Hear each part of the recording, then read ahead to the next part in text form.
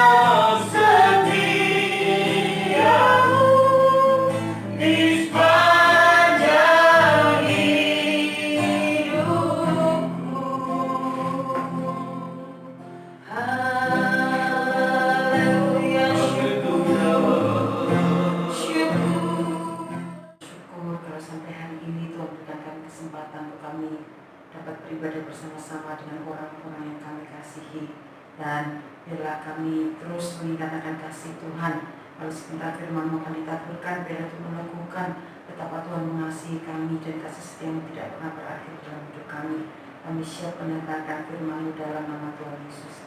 Haleluya. Amin. Shalom kasih Tuhan. Renungan firman Tuhan dalam konsel kita hari ini terambil dalam Mazmur pasal yang ke-23. Demikian firman Tuhan. Tuhan gembalaku yang baik, Mazmur. Tuhan adalah gembalaku, takkan kekurangan aku. Ia membaringkan aku di padang yang berumput hijau. Ia membimbing aku ke air yang tenang. Ia menyegarkan jiwaku. Ia menuntun aku di jalan yang benar oleh karena nama-Nya. Sekalipun aku berjalan dalam lembah kegelapan, aku tidak takut bahaya, sebab Engkau besertaku, gadamu dan tongkatmu, itulah yang menghibur aku. Engkau menyediakan hidangan bagiku di hadapan lawanku. Engkau mengurapi kepalaku dengan minyak, pialaku penuh melimpah. Kebajikan dan kemurahan belaka akan mengikuti aku seumur hidupku, dan aku akan diam dalam rumah Tuhan sepanjang masa. Kekasih Tuhan, Mazmur 23 ditulis Daud ketika dia masih muda mengembalakan kambing domba milik bapaknya Isai. Daud meyakini bahwa Allah adalah gembala. Daud mengimani bahwa Tuhan adalah gembala yang baik di dalam hidupnya.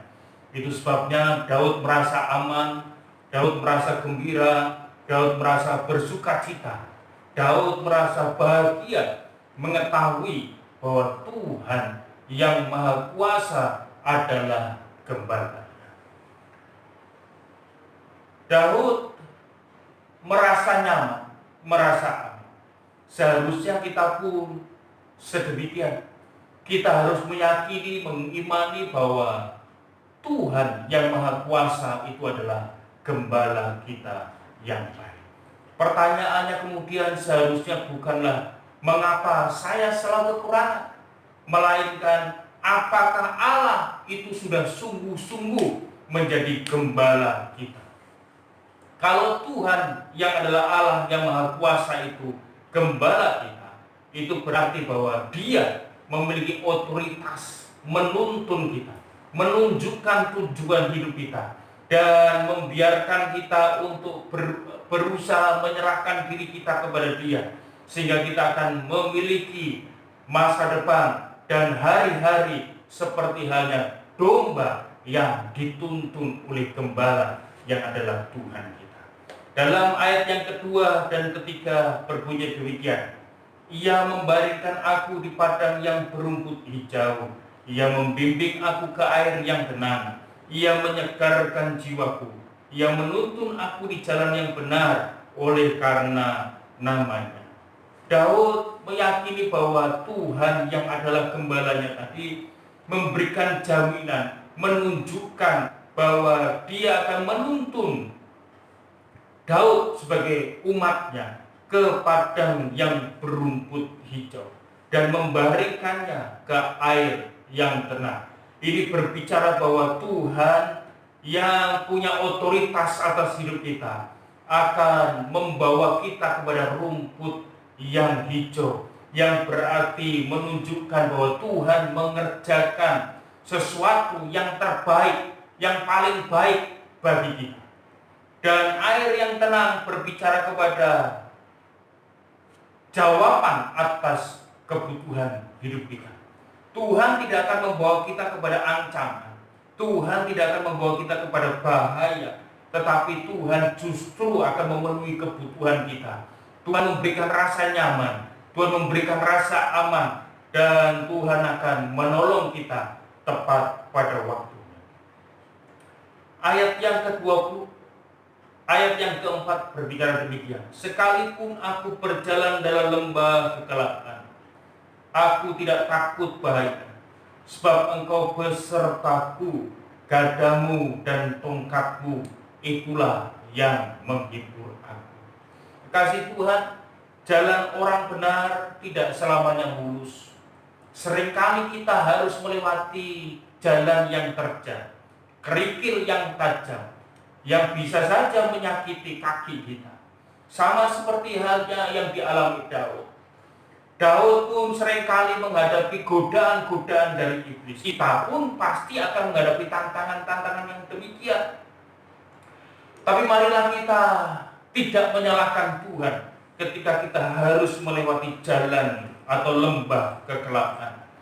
Dan kalaupun kita harus menghadapi bahaya, kita tidak buru-buru menyalahkan Tuhan, tetapi marilah kita membiarkan Tuhan dan mengizinkan bagaimana Tuhan berkarya lebih lagi di dalam kita.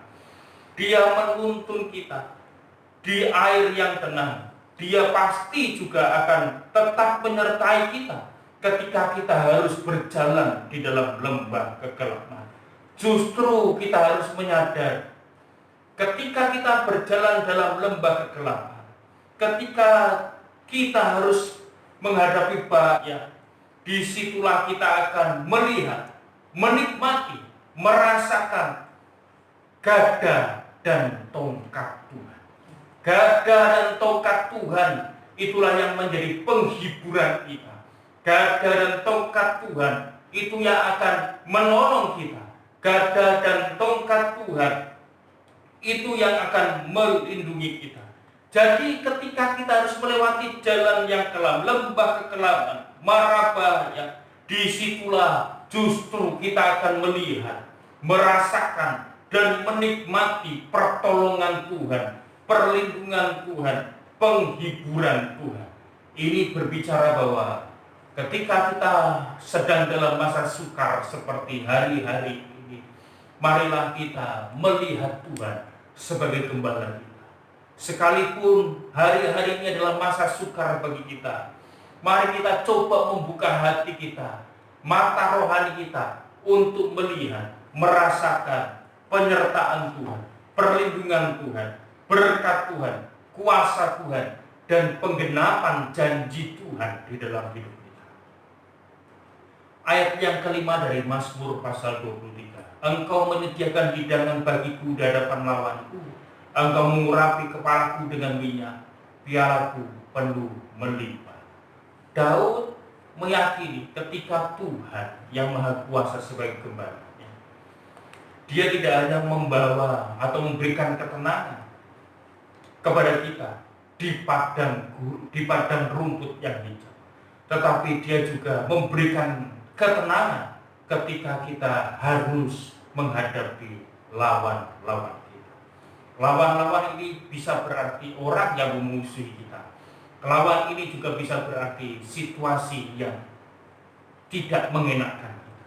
Percayalah bahwa Tuhan memberikan ketenangan kepada kita ketika kita berada dalam masa-masa sukar. Dan di masa-masa sukar itu Tuhan justru mengajarkan kepada kita untuk kita bersyukur, dan kemudian Tuhan mengangkat piala kita yang penuh dengan melimpah. Artinya Tuhan akan memberkati kita di masa-masa yang sukar. Ayat yang terakhir dalam Mazmur 23, yaitu ayat yang ke-6. Kebajikan dan kemurahan belaka akan mengikuti aku seumur hidup, dan aku akan diam dalam rumah Tuhan sepanjang masa. Kebajikan dan kemurahan Tuhan itu dicari oleh banyak orang. Tetapi bersyukurlah kalau kita menjadikan Tuhan yang Maha Kuasa itu sebagai gembala kita, maka kebajikan dan kemurahan Tuhan itu justru akan mengejar kita. Hidup kita penuh dengan kebajikan dan kemurahan Tuhan. Hidup kita penuh dengan belas kasihan Tuhan. Hidup kita penuh dengan berkat Tuhan.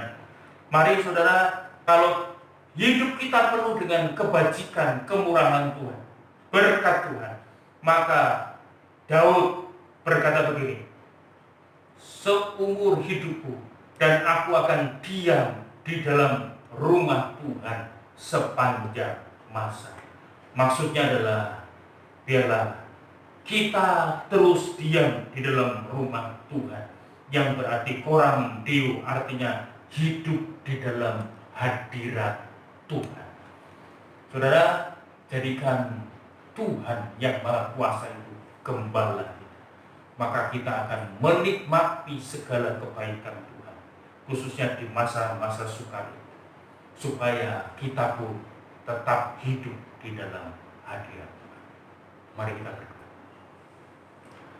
Bapa, kami bersyukur bahwa meskipun hari-hari yang kami lalui saat-saat ini bukanlah hari-hari yang indah seperti kebanyakan kami bayangkan, masa-masa yang sukar, Tetapi kami yakin, kami percaya di masa-masa sukar ini pun Tuhan tetap melimpahkan kebaikannya kepada kami.